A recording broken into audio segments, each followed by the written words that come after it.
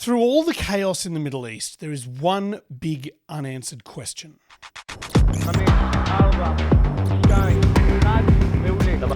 How did Israel not see this coming?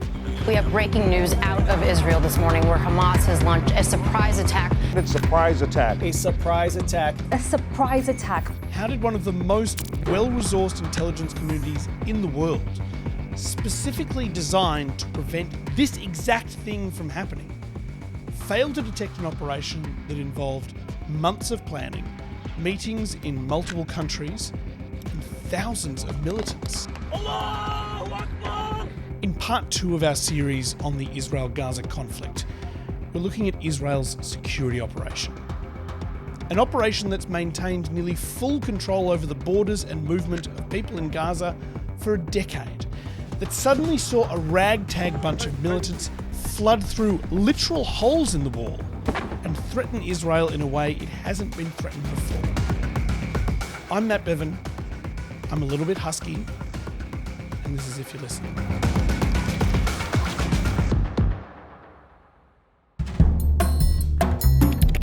It was October 1973 in London, and an Egyptian man named Ashraf Marwan called a meeting. Marwan was well connected. He was the son-in-law of the previous Egyptian president, and now the top aide to the new president, a bit of a nepo baby. What his bosses in Egypt didn't know is that he was also a spy. Marwan's meeting was with the head of the Israeli spy agency Mossad. You see, Egypt was planning to attack Israel, and Marwan was giving Israel a warning. They had 18 hours before Egypt and Syria would invade. But the Israelis were a little bit sick of Marwan. You see, he'd warned Mossad twice before that war was imminent. Both times it had been a false alarm. Thousands of troops had been mobilised for nothing. It was a classic boy who cried invasion scenario. And now Marwan was telling them the war was going to kick off again, this time on Yom Kippur, the holiest day on the Jewish calendar, a massive national holiday in Israel. News of the invasion was slow to reach the top levels of the Israeli government. Time was wasted, and Israel was not prepared. But Marwan was right. The war's outbreak took the world by surprise. Egypt and Syria launched a simultaneous surprise attack. Egyptian forces are at present engaged in military operations. It caught Israel off guard and led to thousands of casualties. The armies of Egypt and Syria are still battling with Israeli troops on the Sinai Peninsula and the Golan Heights. It was seen as the biggest intelligence failure in Israeli history. That is, until exactly 50 years and 1 day later. Allahu Akbar! Israel's main method of defending themselves from Hamas is to literally contain them in the Gaza Strip. No one goes in and no one goes out without the express permission of the Israeli government. To achieve that, they've built what they refer to as the obstacle. From a distance, it looks like a fence, but it's so much more than that. The fence is 6 metres high, and under it is a deep underground concrete wall, which will be very difficult to tunnel through. But that's not all. That barrier is not standing alone, and it won't stand alone. It's part of a cocktail. The main ingredients of the cocktail are a concrete wall and 2 fences. But it's the garnishes that are really interesting. Remote-controlled drones, remote-operated cameras, remote-operated gun turrets with AI-assisted targeting, remote seismographs to detect any digging nearby. It's all wireless, with solar panels and battery backups to save it from power outages. It can be operated from a central location and doesn't need thousands of troops patrolling up and down the border. It's 65 kilometres long and gives Israel confidence that they can decide who comes to their country and the circumstances in which they come. On top of that, Israel's installed the high-tech Iron Dome missile defence system, which can automatically detect rockets and shoot them out of the sky. Israel is very proud of it. The military says hundreds of rockets have been intercepted so far. And in any case, the Israeli government was increasingly convinced that Hamas was less extreme now and weren't as much of a threat. Besides, they were trapped behind an impregnable, ultra-high-tech border fence. And so Hamas slipped down their priority list. A long way down. With their new sense of security, the Israeli government focused on expanding and protecting settlements on the West Bank. Now, it's crucial to understand what a settlement is. If you look at the West Bank on a map, it looks like a kidney bean. But if you look at it properly, it's actually more like a piece of Swiss cheese. The Palestinians live in the holes. The cheese bits are controlled by Israel. On nearly every hilltop around here are Israeli settlements. Gated communities of Jewish residents in the middle of the land Palestinians want for their future state. So, pockets of Palestinians surrounded by Israelis. This has not yet led to peace and harmony. And so the Israeli security services have been deployed to keep the peace. Israeli soldiers occupy more than 60% of the West Bank. There are checkpoints, patrols, military posts and no-go zones throughout the whole area. We'd save a heck of a lot of money if we could disband the army. It's there to protect us. According to international law, these Israeli settlements are illegal.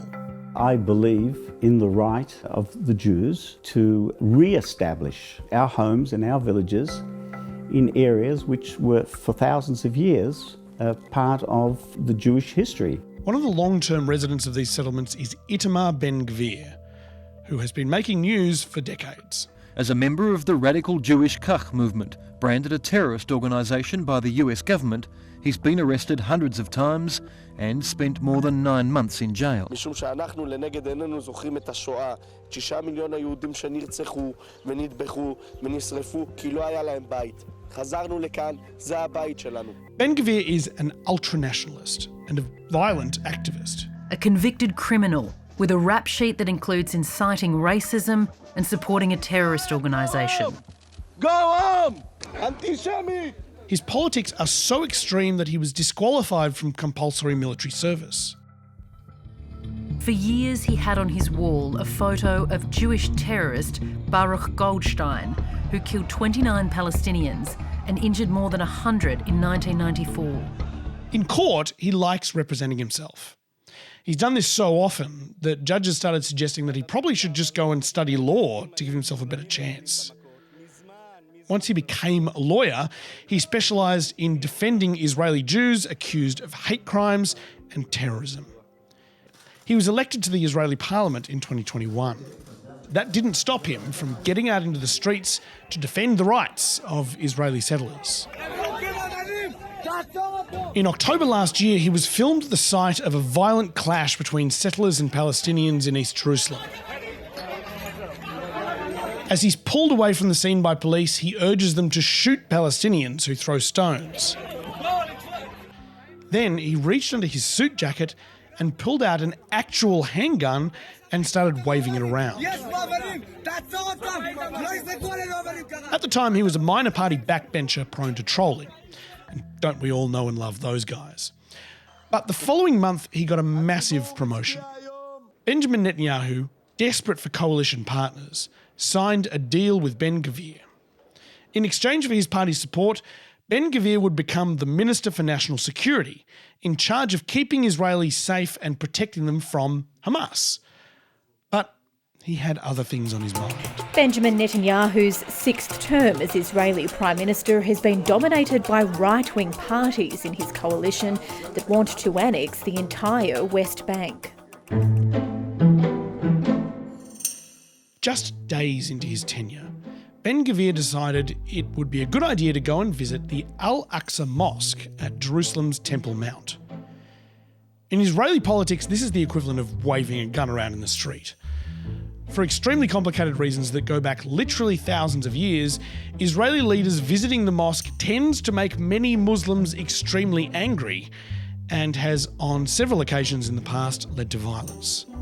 A surprising unity ticket formed, with Hamas, the United Nations and the United States government asking Ben-Gvir not to do it. Hamas called it provocative.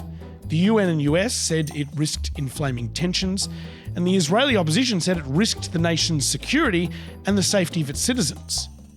Keep in mind, Ben-Gvir is the National Security Minister. The Temple Mount is open for everybody, Muslims, Christians, and yes, also Jews. We make it clear to Hamas, we don't give in, we don't surrender, we don't blink. Sure, I mean, what are they going to do about it, right? The Israeli government, meanwhile, ramped up the establishment of settlements in the West Bank. Ben-Gvir personally ordered several unauthorised Palestinian homes to be bulldozed to make room for more settlements. With that, violence increased around the settlements as well. According to the United Nations, 2022 was the deadliest year for Palestinians in the West Bank since they began recording fatalities in 2005. 2022 was bad, but 2023 has been worse. Ben-Gvir has expressed little interest in doing anything about this. What he's very interested in doing something about is attacks on settlers. A Palestinian gunman shot dead 7 people near a synagogue in a settlement in East Jerusalem. Except now he's not waving his gun around. He's encouraging Israelis to arm themselves. I want weapons on the street. I want Israeli citizens to be able to protect themselves. Ben-Gvir made law and order in the West Bank his top priority, deploying more troops and police to defend settlers and raid the homes of suspected terrorists. It's one of a series of Israeli raids that have killed dozens of Palestinians in the last month alone. With the high-tech but lightly manned Gaza border fence, Israel's strategy was based on the idea that they would deploy troops there if they were alerted that something was coming. Picking up warnings was vital. So, were there any warnings? Well,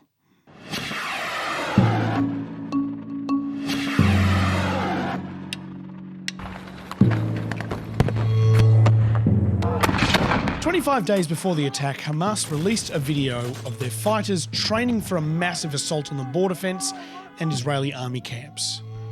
The video was high-quality propaganda of what looked like a very well-equipped operation, with drones flying around and large groups of well-armed men moving quickly through a training course. I've watched the video of this rehearsal and video of the actual attack, and they're difficult to tell apart aside from the blood in the real version. This is the kind of thing that should have triggered an alarm in Israel. I mean, Israel has spy agencies.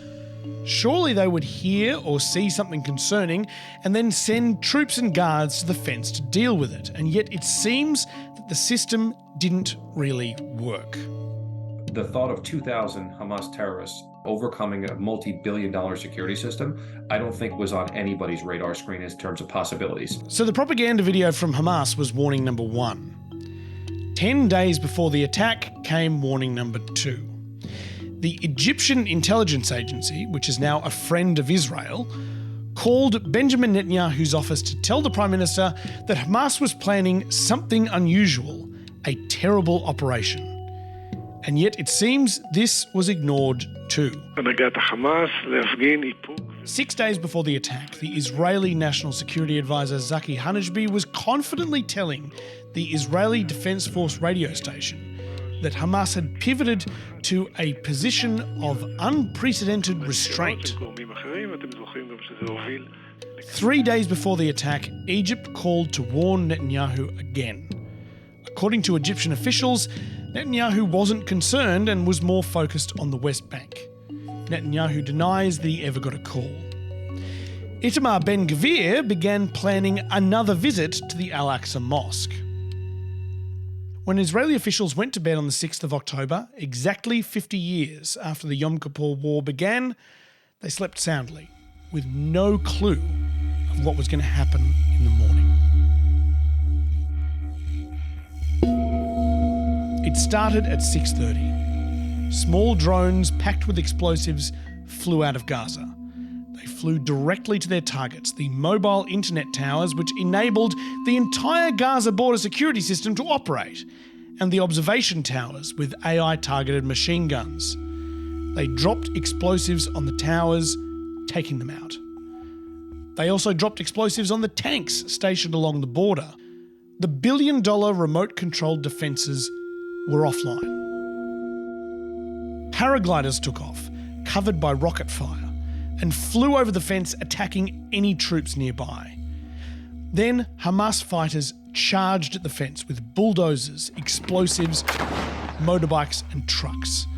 They were able to drive right up to it and take it down. The fence, no matter how many sensors, at the end of the day, it's effectively a metal fence, right? The militants attacked the headquarters of the Israeli border security operation.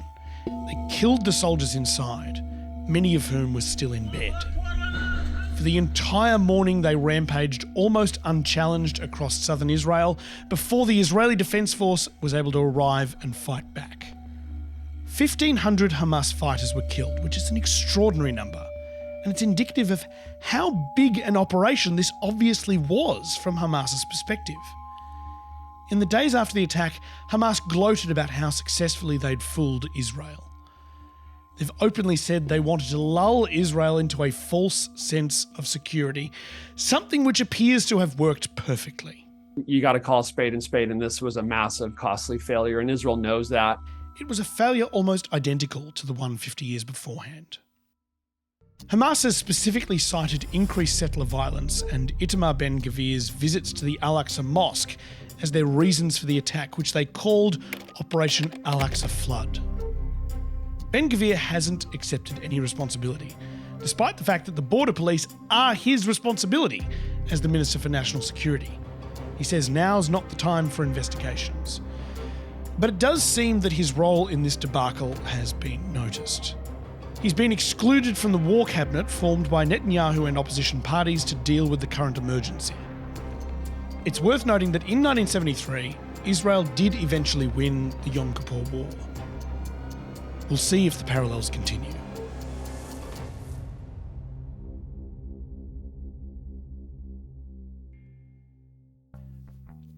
Hey, thanks for watching this episode of If You're Listening. This is the second episode in our series on the Israel-Gaza War.